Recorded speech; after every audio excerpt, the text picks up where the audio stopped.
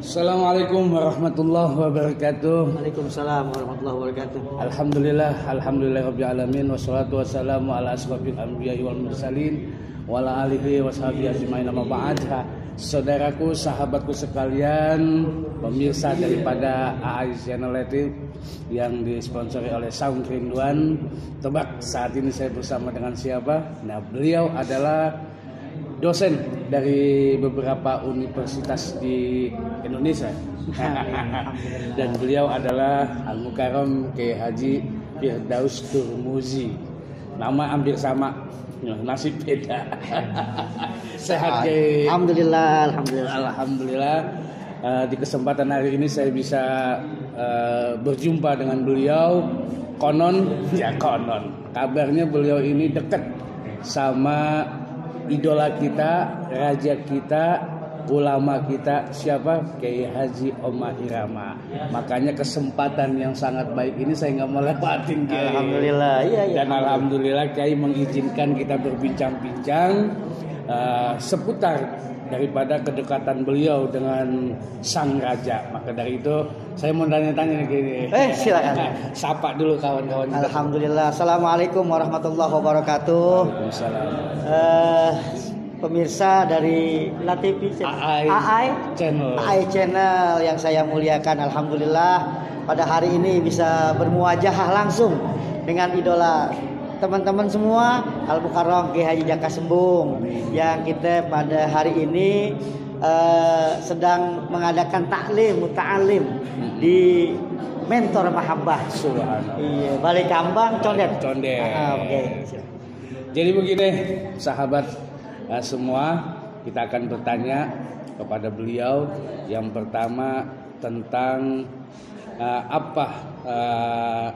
sejauh mana kedekatan sama sang raja dan juga kekaguman kepada sang raja. Ya, terima kasih. Sebenarnya sih kalau deket banget enggak, tapi memang saya kagum dengan beliau. Pertama, cara beliau melakukan pendekatan humanis, kemanusiaan melalui musik yang di dalamnya mungkin ini yang membedakan dengan yang lainnya.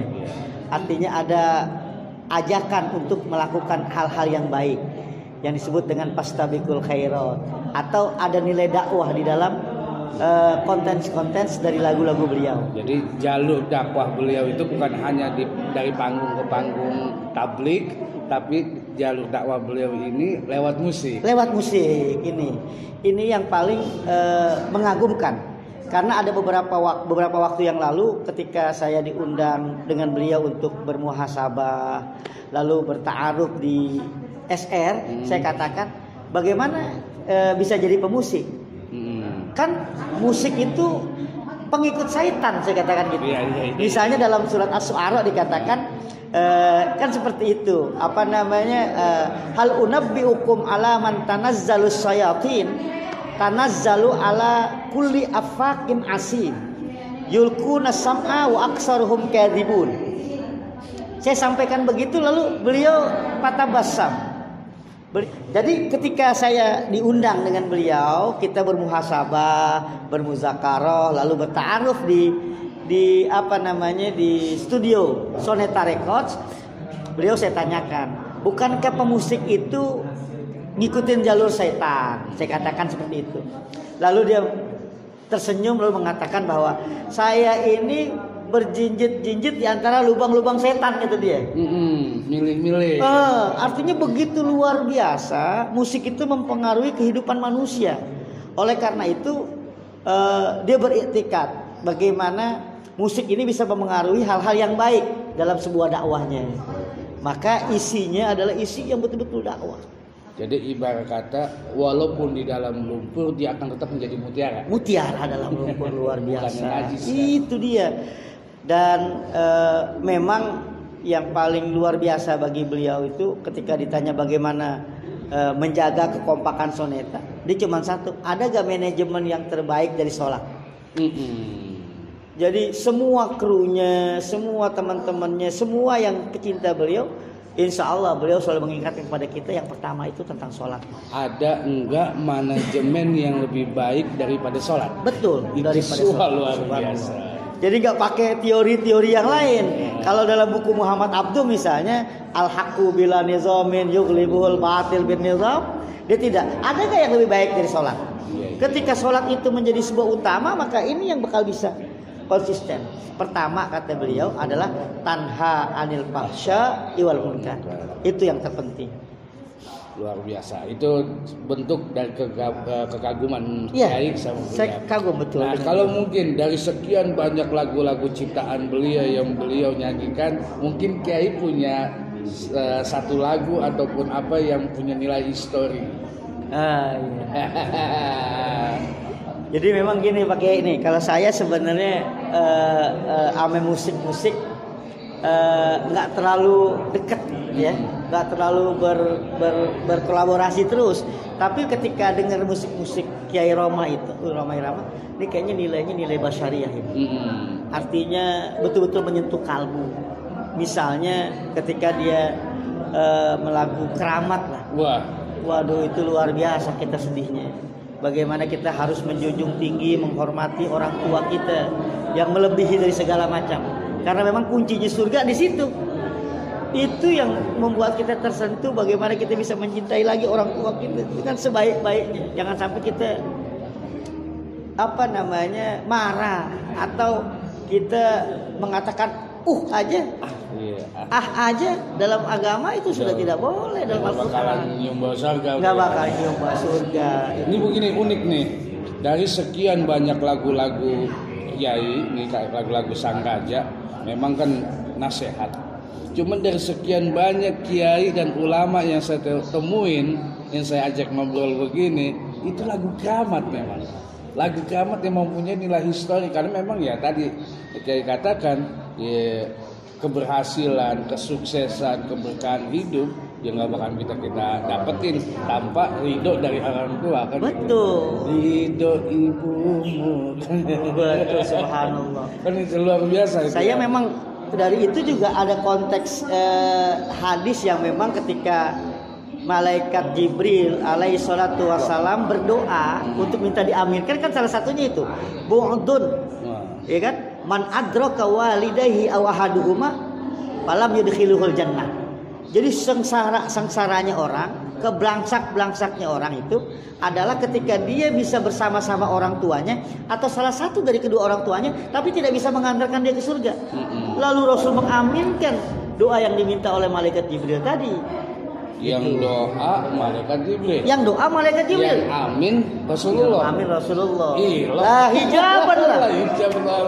Lah hijaban lah. Subhanallah. Ada hijab di situ. Jadi kalau kita obrolan tadi pertama masalah sholat itu merupakan pegangan kuat dari beliau, bahkan untuk masalah manajemen, dan lagunya yang keramat ini tentang masalah hormat sama orang tua sesuai dengan apa yang dalam Al-Quran. Wa qadara rabbuka alla ta'budu illa iyyahu wa bil walidaini ihsana, kan begitu. Betul. Luar biasa, kesuksesan beliau memang ada di situ mungkin. Mungkin luar biasa. Jadi ridhonya orang tua. Allah meridhoi apa-apa yang menjadi sebuah aktivitas dari beliau. Nah, tadi bicara apa sesuatu yang Kiai pernah saksikan sendiri yang mungkin bisa disampaikan kepada orang banyak tentang kepribadian beliau dalam bergaul, dalam bersama keluarga, saudara, segala macam yang bisa menjadi ibrah ataupun contoh buat kita. Ya, terima kasih. Memang ada banyak cerita yang saya dapat, tapi yang saya saksikan ada beberapa. Misalnya yang pertama ketika bulan puasa, beliau diminta untuk live konser di Kompas TV. Di Kompas TV itu konsernya live sampai jam 11 malam. Ternyata begitu capeknya kru-kru, tetap aja beliau mempertahankan, ayo kita sholat isya dan sholat tarawih sebelum pulang. Padahal tuh pada pemusik tuh yang main gitar yang segala macam udah lelah banget, gak mau minta tolong kepada teman-teman, udah kita sholat di rumah aja. Tapi beliau enggak. Pokoknya setelah dari sini silakan. Lalu yang kedua ada beberapa yang mungkin ya ini menjadi sebuah amrun khariqun lil adah, sesuatu yang di luar kebiasaan manusia.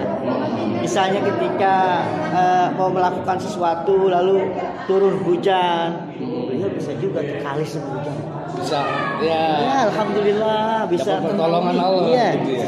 Lalu pernah yang paling unik itu ketika mau puasa tahun kemarin itu kita ngobrol dengan beliau itu dari jam 8 malam.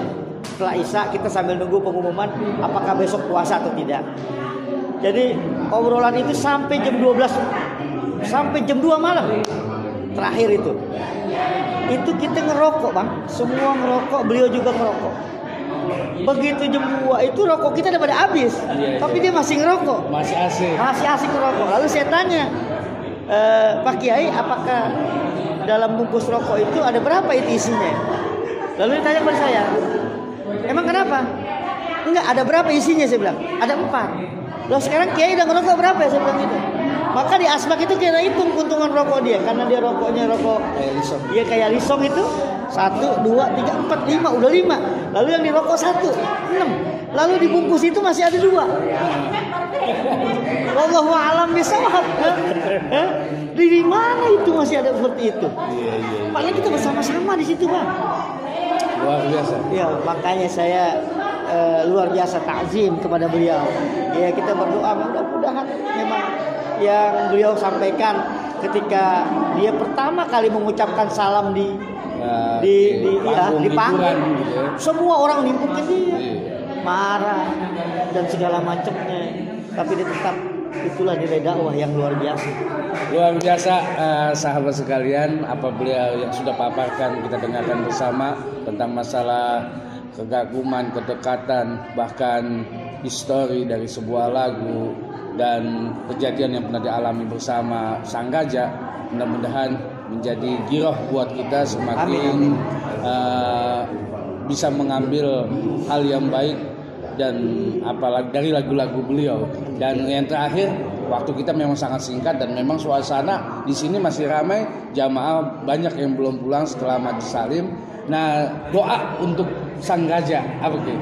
Waduh, alhamdulillah. Ya, memang kita selalu minta pada Allah agar beliau ini diberikan umur yang panjang dalam taat kepada Allah dan bisa memberikan kesejukan kepada kita semua, terutama generasi muda ini. Karena kita kan kebetulan bersama-sama beliau di salah satu organisasi nih Kiai, yang namanya Pahmi Tamami, Forum Takmir Masjid dan Musholah Indonesia. Beliau ketua umumnya. Walaupun beliau ada 3 organisasi yang menjadi ketua umum, yang menjadi pimpinannya ada di Porsa dengan beliau, ada di PAMI. Nah kalau PAMI itu Persatuan Musik Melayu. Nah kalau ini Pahmi Tamami, karena kekhawatiran dia terhadap musolah-musolah yang banyak ditempatkan oleh orang-orang yang gampang membid'ahkan seseorang, mentakfirikan seseorang, lalu dia coba kembalikan, ini harus menjadi sebuah i'tiqad ahli sunnah wal jamaah. Jangan sampai gampang mentakfirkan, jangan sampai gampang membid'ahkan dengan segala macamnya.